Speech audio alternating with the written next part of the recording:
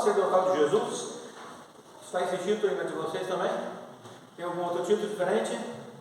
Não tem problema se tiver, os títulos não são inspirados, né? Mas estudiosos colocaram os títulos ali, procurando compreender o conteúdo daquele capítulo ou do parágrafo, né, dos parágrafos. Então, a oração sacerdotal de Jesus. E nesse capítulo 17, Jesus ele ora por si. Você vai perceber aqui que Jesus está orando por si. Ele pede por si, ele ora a Deus Pai por si. E eu fico imaginando, Jesus era Deus, então Jesus orava por si mesmo, a si mesmo. Mas também Jesus ora pelos seus discípulos. E os seus discípulos daquela época. E que vale a oração de Jesus para os discípulos de hoje. E para os de futuramente também. Os discípulos de Cristo. Então, nessa primeira parte, nós vamos ver de 1 a 5. Deixa eu ver. Isso. Que Jesus, ele ora por si. Então, o versículo 1. Alguém pode ler bem alto, por favor? Só um. Jesus falou assim, levantando seus olhos ao céu e disse: Pai, é chegada a hora. Glorifica a teu Filho, para que também o teu Filho te glorifique a ti. Muito bem. Obrigado, irmã. Jesus ora por si. Vocês perceberam aqui o que aconteceu nesse texto? Jesus, ele ora a Deus Pai. O Deus Filho ora a Deus Pai. Quando você ora, o que você faz?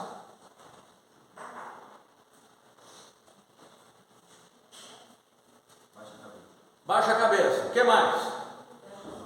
Fecha os olhos. O que mais? Fala. Fica de joelho, ou sentado, ou deitado, tá? Não tem problema nenhum. De joelho mostra uma reverência, né? Um sacrifício. Mais alguma coisa? Fala o nome de Jesus. Isso, nome do Filho, nome do Pai. Nome do Pai, né? Tá. Ninguém faz o que Jesus fez aqui no versículo?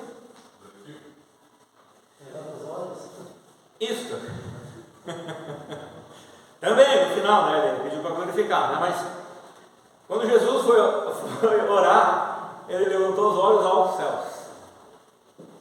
Faz tempo que eu não faço isso, eu fazia. À noite, eu gostava de sair à noite lá em Caxias, no invernão, frio de rachar, né? Não tem quase ninguém para ficar te olhando o que está fazendo. Então eu saía para fora e olhava. A Caxias é uma cidade menor, então não é poluída, então dá para ver as estrelas. Eu saía e falava com Deus. No meu quarto, na janela do meu quarto, eu olhava para o céu e falava com Deus. Quando eu ia para o campo com meu pai, na colônia, na roça, coisa assim, eu também gostava de sair sozinho, no meio das capoeiras, do mato, e olhar para cima, para o céu e falar com Deus. Uma cidade como a nossa aqui, é muita poluição, a gente não consegue nem ver as estrelas direito, né? Mas, tendo dito essas palavras aos seus discípulos, Jesus, na frente deles, levantou seus olhos para o céu e orou. E ele começou a falar, orar. Temos aqui a oração sacerdotal de Jesus no capítulo 17. Então, não tem problema nenhum, né? Você viu ali o versículo, de olharmos para o céu e orarmos, né? É bom fazer isso, é uma atitude boa. Então o Senhor Jesus sabia que o seu tempo nesse mundo estava no final. Ele sabia que estava chegando perto do seu propósito de ter vindo a esse mundo. Ele veio com propósito a esse mundo. Olha bem isso, né? Jesus veio com propósito. Ele não veio assim ao léu, sem propósito algum. Ele veio com propósito. Propósitos são bons. Nós precisamos ter propósito nas vidas. Alguns propósitos, às vezes, as pessoas tomam nas suas vidas decisões de propósitos que não são bons. Mas nós, como cristãos, além de termos propósitos, nós precisamos tomar propósitos bons, bíblicos. Então Jesus sabia que enfrentaria algo difícil. em sua vida. O que ele faz? Ele se desespera. Ai, agora? Eu tenho uma decisão muito difícil para tomar na minha vida. Ele ora a Deus Pai. Ou como diz no verso 11, né? Pai Santo. Verso 11 diz Pai Santo. Se eu não me engano, é o único lugar no Novo Testamento que fala Pai Santo. Ou Padre Santo, né? No latim. Você tem um propósito de vida como filho de Deus? Ou você está esperando chegar o arrebatamento, ou esperando vir a morte? Enquanto isso eu vou empurrando com a barriga? Você tem um propósito como filho de Deus? Ou mais do que um propósito, ótimo ainda, maravilhoso. Depois de sua salvação, você iniciou uma caminhada cristã de santificação. Você iniciou uma vida de esforço para adorar e obedecer a Deus. Ou depois da sua salvação, sua vida continuou com características seculares. Uma vida híbrida. Um pouco do profano e um pouco do santo. Como crente, você tem um propósito santo para a sua vida? Agora eu fui mais específico na pergunta, né? Antes eu só fiz a pergunta, você tem propósito por a sua salvação? Agora eu estou afunilando aqui, ó. Você, como crente, você tem um propósito santo para a sua vida? Você tem orado para atingir esse propósito? Porque Cristo, ele veio para esse mundo com um propósito.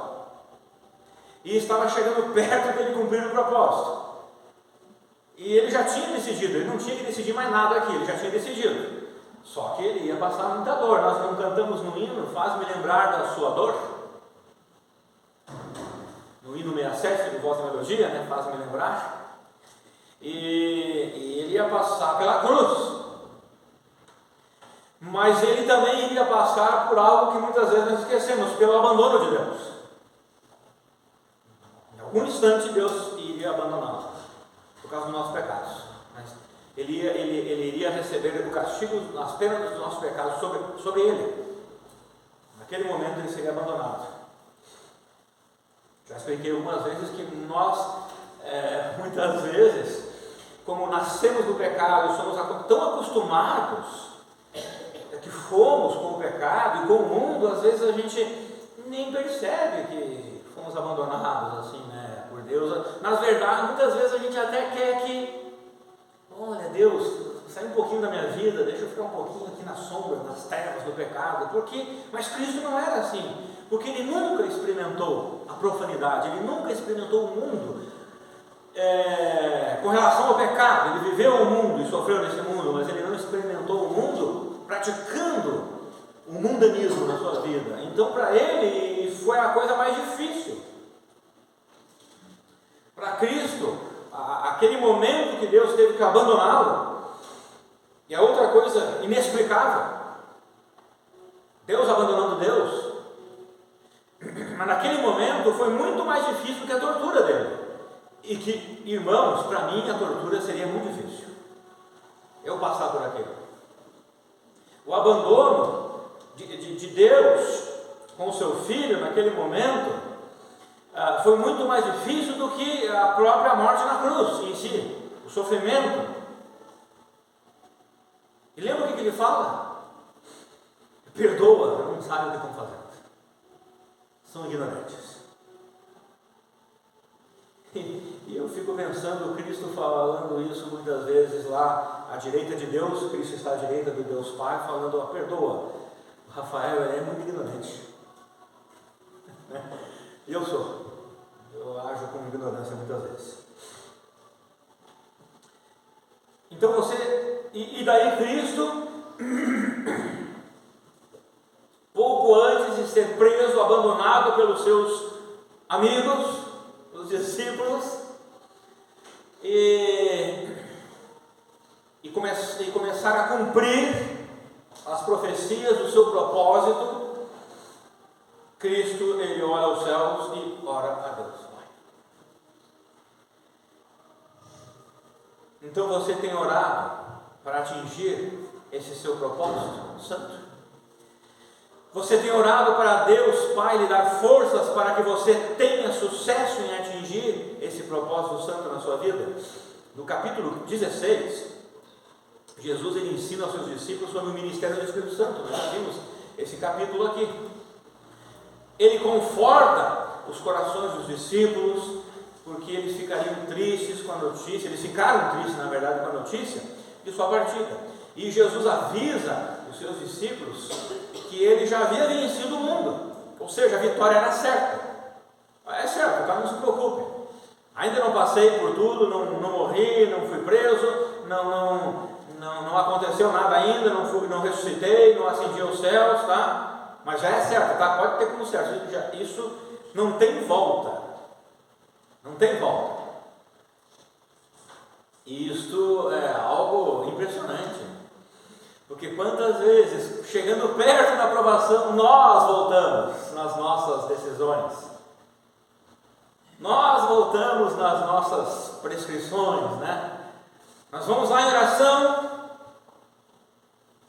de joelho e tudo. Senhor Deus, eu vou fazer isso. Quando chega na hora, eu volto. Cristo, quando Cristo falou que era certa a vitória, é porque não tinha como voltar atrás. Era certo que ele ia cumprir. Podia-se confiar na palavra de Deus. Não tinha maneira, não existia hipótese alguma de ser diferente. Por isso que eu não posso confiar nem na minha própria palavra, porque eu posso voltar. Posso desconsiderar o que eu falei. Apesar dessa vitória ser certa para nossas vidas temporais, ela é por etapas. É certo que quando morrermos, iremos para o céu. Mas nós precisamos esperar. É certo que haverá o arrebatamento da igreja, mas precisamos esperar. É certo que reinaremos com Cristo 1000 anos, mas eu preciso esperar. É certo que eu viverei na eternidade com Deus, mas eu preciso esperar. Preciso esperar, porque a vitória é certa. E enquanto espero, devo orar como Jesus orou, pedindo para que Ele me ajude, com sua graça, a cumprir os propósitos santos para a minha vida. Então, nessa primeira porção do capítulo 17, Jesus orou por si mesmo. Se o próprio Filho orou a Deus Pai por si mesmo, isso indica que cada um de nós deve orar a Deus Pai por nossas próprias vidas. Então, novamente o versículo 1. Tendo dito essas palavras, que palavras? Capítulo 16, ele confortou os seus discípulos e falou do ministério do Espírito Santo que os discípulos receberiam. Tendo dito isso, Jesus levanta os olhos aos céus e ora. Pai, ele começa dizendo: Pai, é chegada a hora. Eu geralmente digo Deus amado, Pai da eternidade, às vezes eu falo nas minhas orações, mas Jesus diz: é chegada a hora do propósito que o Senhor me enviou para esse mundo. Daí Jesus ele faz agora então um pedido: glorifica o teu filho. Que filho? Ele mesmo. Para que o teu filho te glorifique. Então João estava observando o Senhor Jesus. Os discípulos estavam ali e Jesus estava ensinando eles. Imagina você lá no lugar de João. E Jesus fala do Espírito Santo, conforta o coração deles, e daqui a pouco Jesus para de olhar para os discípulos, sei lá, os discípulos estão aqui, Jesus ensina, daqui a pouco Jesus olha para cá, olha para o céu, e começa a orar a Deus, e o João lá atrás, só observando. Então João estava observando o Senhor Jesus, e pôde descrever o Senhor Jesus olhando para o céu para começar a orar. Então que imagem maravilhosa. Que exemplo sublime para nós. Consta e pensa que esta atitude de Jesus, olhar para o céu, para orar a Deus, Pai, poderia ter sido para demonstrar sua atitude de submissão ao Pai, dando exemplo aos seus discípulos. Então, se isso for real, e pode acontecer, Pai, mostra o quê? Eu estou aqui embaixo, o Senhor está lá em cima, o Senhor é autoridade, eu sou pequeno. Nós podemos fazer assim, com o coração nesse sentido de humildade, conforme Filipenses capítulo 2. Costumamos orar baixando a cabeça, né, fechando os olhos, também como sinal de submissão e introspecção, né? Mas orar olhando para o céu, outra coisa, Jesus não fechou os olhos ali, né? Ele olhou para o céu, ele orou com os olhos abertos para o céu. Mas também podemos orar dessa forma, olhando para o céu, pode ser também uma prática do Filho de Deus. Então a primeira vez, eu lembro, né, que eu orei a Deus, foi com meus olhos abertos e olhando para o céu. Uma noite de verão, eu já contei aqui para os irmãos sobre como foi a minha conversão, né? Eu estava deitado na minha janela, na cama, né? Não na janela, né? Na cama, ao lado da janela, e a janela aberta, eu estava meditando na vida, eu tenho que conversar com Deus, tem alguma coisa de errado aqui. Eu comecei a conversar com Deus com os olhos abertos, olhando para as estrelas de noite, meia-noite, e foi dessa forma. Depois eu tinha então o costume de olhar para o céu, como eu já falei para os irmãos aqui. As primeiras palavras da oração do Senhor Jesus foram: é chegada a hora do propósito pelo qual eu vim nesse mundo. Ele olha para o céu e fala: Pai, ele chama a atenção: Pai, estou falando contigo agora, com o Senhor. É chegada a hora, está perto da hora. Se fosse eu estaria tremendo, né? Está na hora. Eu não sei Cristo, mas Cristo suou sangue, né? Foi isso, né? Ok.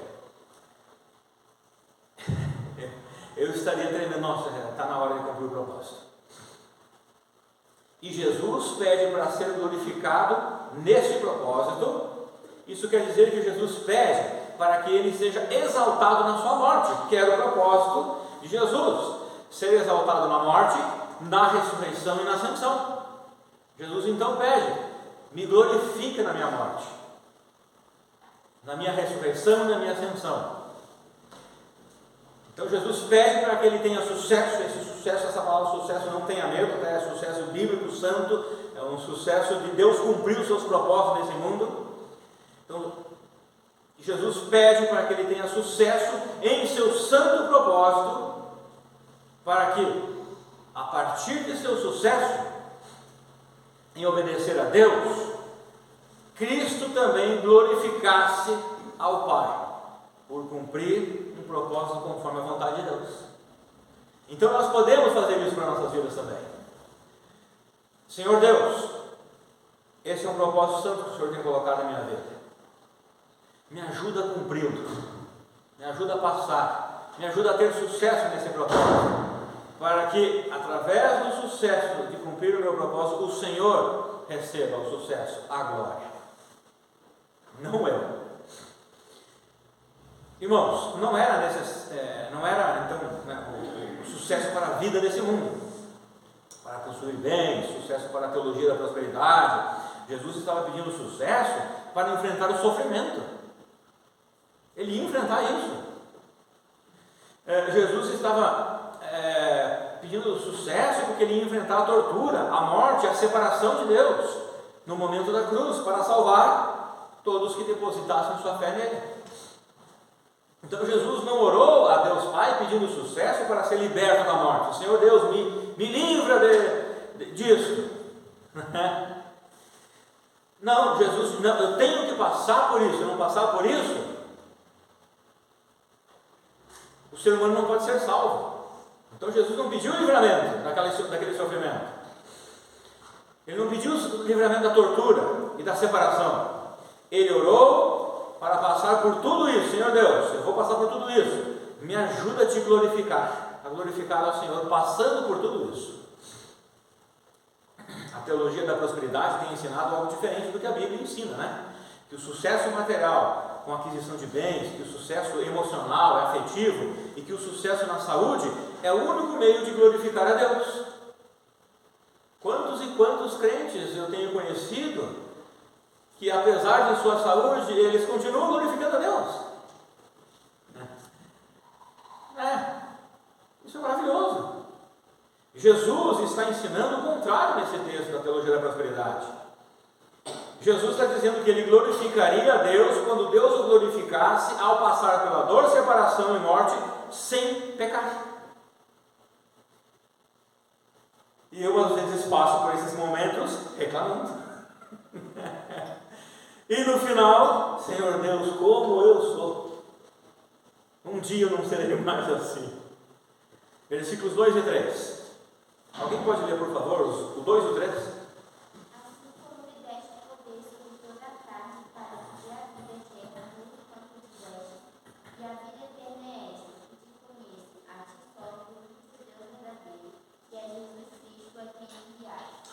Então, neste verso, Jesus continua se referindo a ele na terceira pessoa. Você viu lá, né? No verso 1 ele já fala assim, ó, glorifica o teu filho.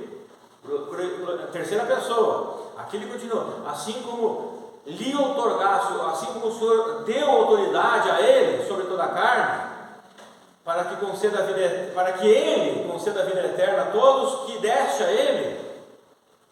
Ele continua, né, falando na terceira pessoa, direcionando a ele na terceira pessoa.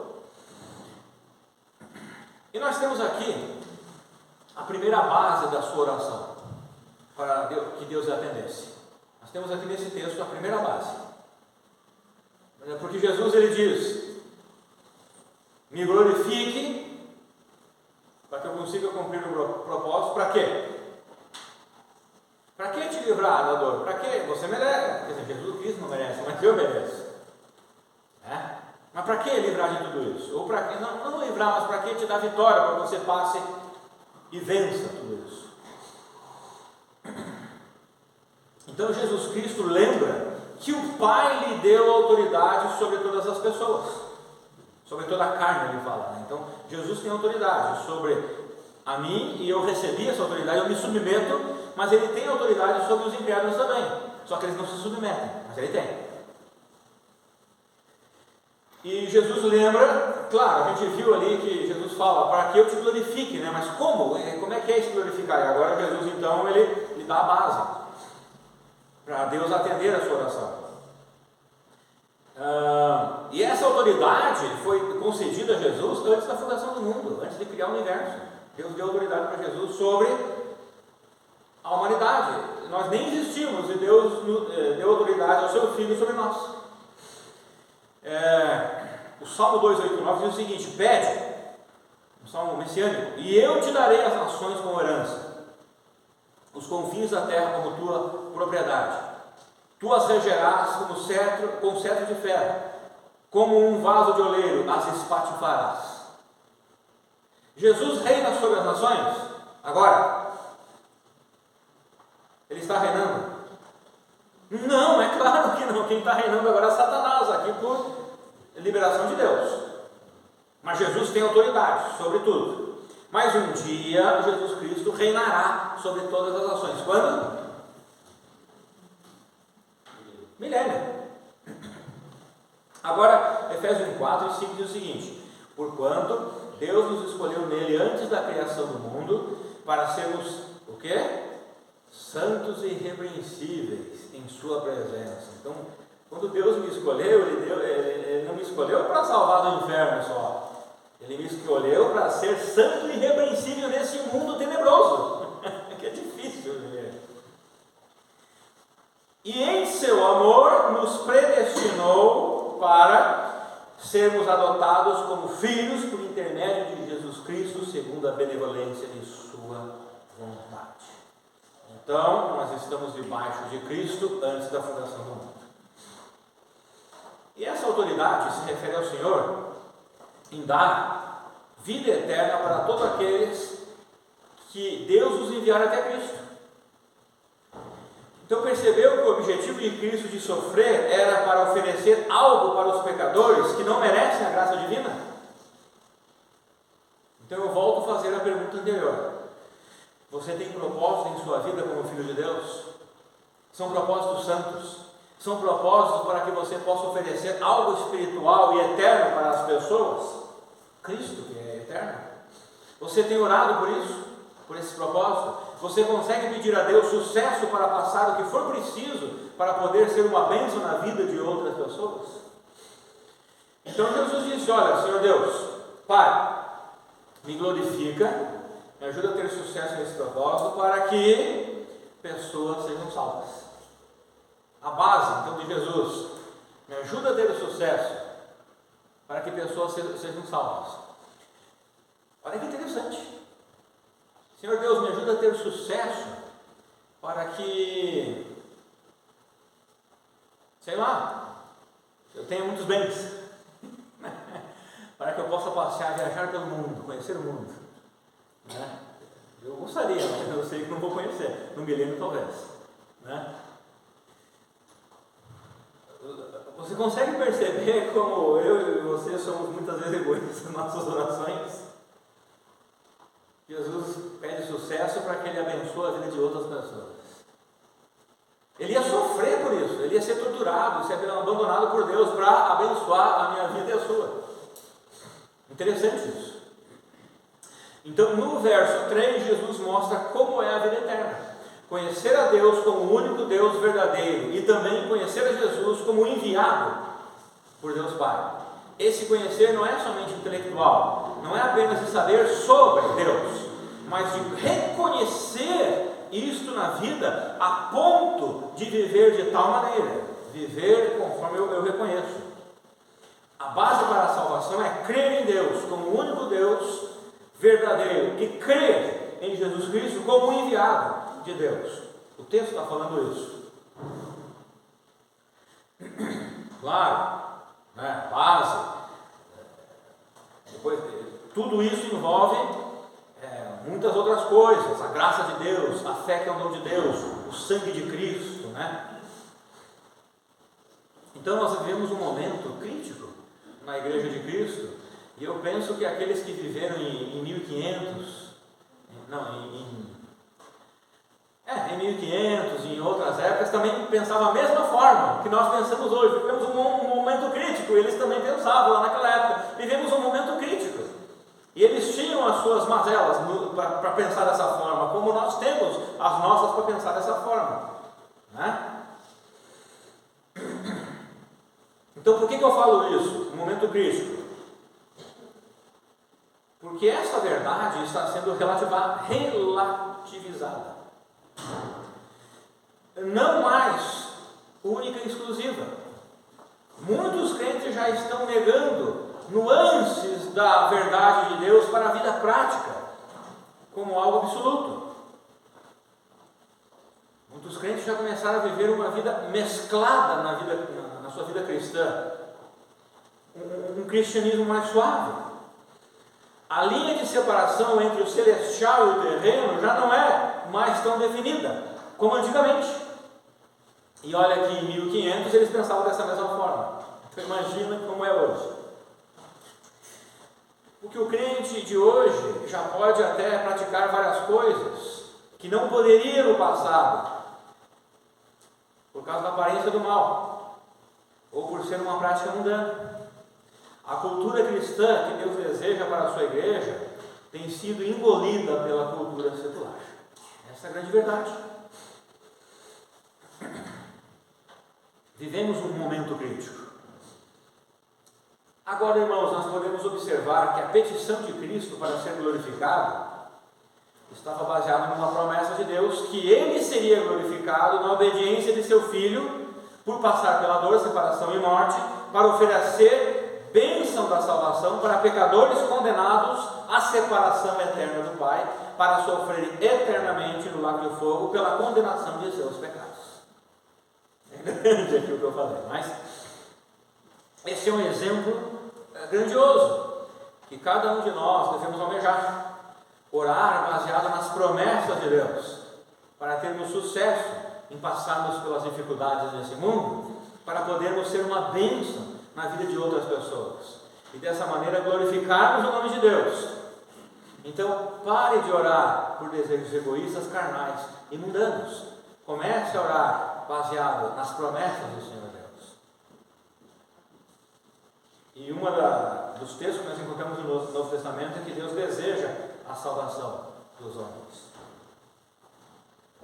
Então eu preciso pregar o Evangelho, eu preciso me sacrificar, Versículos 4 e 5. Glorificarei na terra, consumando a obra que me confiaste para fazer. E agora glorifica-me, ó Pai, contigo mesmo, com a glória que eu tive junto a ti, antes que houvesse mundo. Levei até um susto, já estava no gatilho ali, né? Versículos 4 e 5. Pã! Obrigado. Então Jesus deixa mais uma base para Deus Pai atender sua oração. Jesus diz que ele cumpriu sua missão aqui na terra. Jesus diz que ele glorificou o Pai com sua vida. Agora, de que forma que Jesus fez isso se ele ainda não tinha morrido e ressuscitado? É porque era certo que isso ia acontecer. Jesus, não, eu já falei, não tinha volta. A palavra de Jesus é dada e é cumprida. Não é como nós. Então, por isso que ele Jesus falou no passado aqui, ó, eu já te glorifiquei. Apesar de ainda não ter acontecido, ele já glorificou. Apesar de a nossa transformação não ter acontecido ainda, de nossos corpos não serem glorificados ainda, ninguém tem o corpo glorificado aqui, né? Todo mundo ainda peca, né? Já é certo, nós não vamos mais pecar. Já é certo isso, é certo. Então Jesus, ele dá agora uma outra base em algo. É interessante, né? Porque o ser humano, lembra que antigamente era no fio do bigode, né? Não tem mais no fio do bigode, ninguém mais acredita no fio do bigode, né? Hoje tem que ter crédito, né? Tem que ter, eu preciso ter segurança que você vai me pagar, e se você não me pagar, eu preciso ter segurança que eu vou arrancar o que você tem. É por isso que o Brasil é um dos países horrível para fazer negócio com os outros, né? Então os outros tem a Amazônia lá, tem o Amazonas, né? Para a gente tirar deles, a maior floresta do mundo, tem coisa ali, mas senão não faz, né? Não tem como fazer. Então, você vai fazer negócio, você vai na loja comprar crédito, você não precisa dar segurança. Você tem carro? Tem. Então vamos anotar aqui. Se você não pagar, o teu carro vai ser tirado. Né? Não tenho carro, não tenho crédito, não tenho nem dinheiro no banco. Não vai dar para fazer dessa vez aqui a compra, tá? Sinto muito. Porque nós mudamos.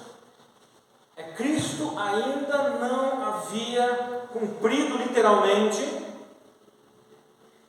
mas ele é diferente de nós. Ele pode dizer: eu já te glorifiquei, já está feito, é garantido, isso vai acontecer, não tem como voltar atrás.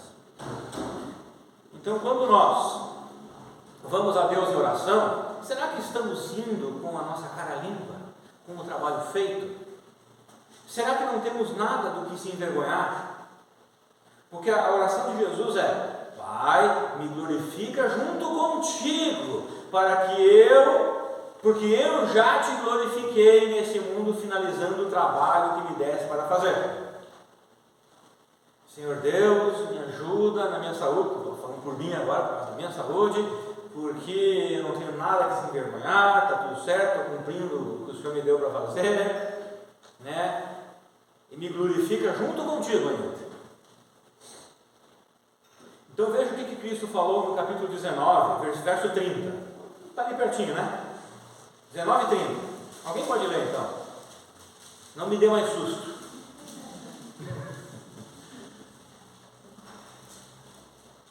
Quando, pois, Jesus tomou o vinagre, disse: está consumado. E, inclinando a cabeça, rendeu o Espírito.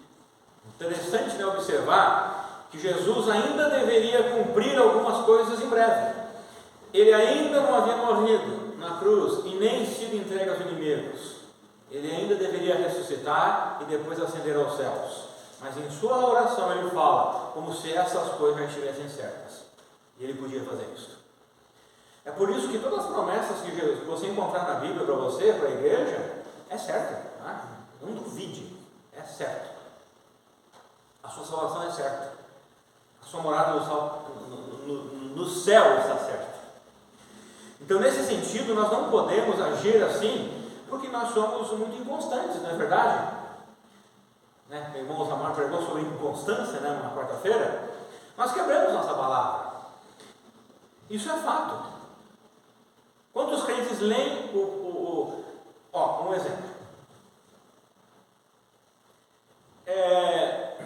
Todos os novos crentes, desde 2018 até antes, o pastor Eduardo, o pastor João Lia ajudou a fazer o pacto ali da igreja, né?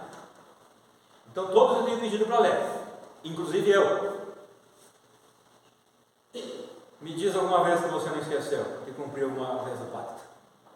Eu sou o primeiro, não precisa levantar a mão, só eu levanto. Às vezes eu esqueci de cumprir. E eu já li o pacto, sou pastor da igreja. Leia o pacto, está lá no mural. Aquele que eu te dei, você entregou o pacto da igreja. São bases bíblicas lá. A gente precisa. Seria bom, né? Se uma vez a cada trimestre eu lesse o pacto aqui, né? Para a gente lembrar isso, né? Vamos ver. Então, esse pedido de Jesus também mostra a sua pré-existência e sua igualdade com o Deus Pai, né? Ele existia antes da criação do universo e ele era Deus como Deus Pai. Ele também era o único Deus verdadeiro. Sua oração pedia para voltar a ser o que ele era antes de vir a este mundo por nossa causa. Era a oração dele. Então nós não somos eternos, como Jesus é. Nós somos criados, né? Cada um de nós veio existir em algum ponto aí.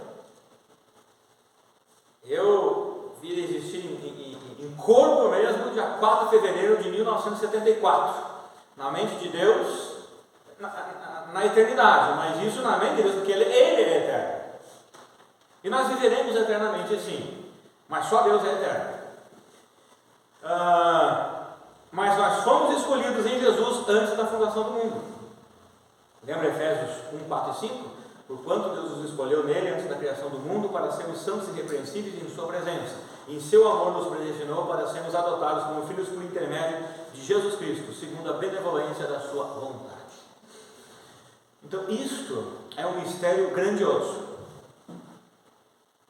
Mas mesmo sem merecermos, nós podemos nos achegar a Deus e pedir a Ele para nos guardar até a nossa ida para casa. Porque a nossa casa não é esse mundo, não é esse lar. E sermos glorificados juntamente com o nosso Senhor Jesus Cristo. Isso é uma promessa.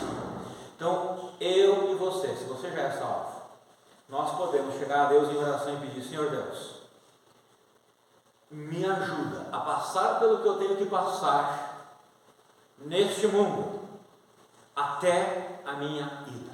Me ajuda a cumprir com os propósitos até a minha ida, porque é certa a minha salvação, é certo o lugar que o Senhor tem para mim. Amém? Amém. Vamos cantar mesmo?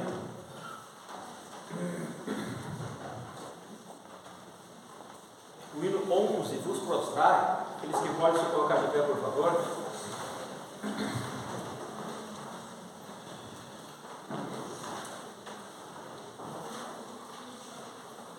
É o 11 do...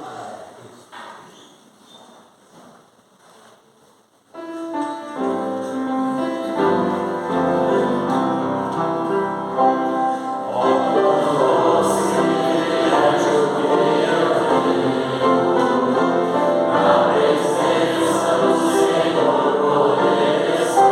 por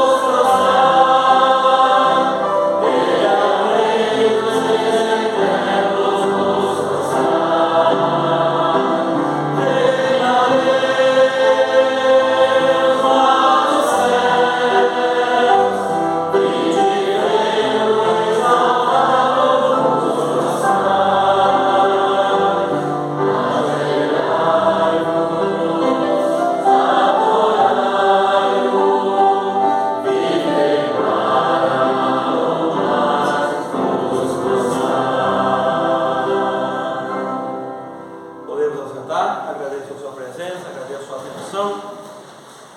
Leve a palavra de Deus gravada em sua mente, em seu coração. Pratique ela durante a semana. Passe a palavra de Deus às pessoas ao seu redor. Testifique, evangelize, viva a palavra de Deus. Eu desejo a cada um de vocês uma ótima semana na presença do Senhor. O piano estará tocando baixinho. Quando aumentar o volume, estamos despedidos.